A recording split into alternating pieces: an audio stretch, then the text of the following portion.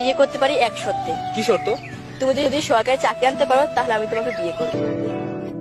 যাক, আজকে 8 বছর পর হইলো চাকরিটা তো পাইলাম। আমার এত দিনের কষ্ট আজকে সফল হইলো। আজকে আমি বিয়ে কইরাম তাড়াতাড়ি কল লাগা। একটু কইরো শান্তি নেই। হ্যালো, চাকরিটা আমি পেয়ে গেছি, বেলা শুনছো? আর কেউ ঠেকাতে পারবে না আমাদের। এই আমি বেলে না, আমি নাফসিন। নাম্বার কি বললো? ঠিকই তো আছে।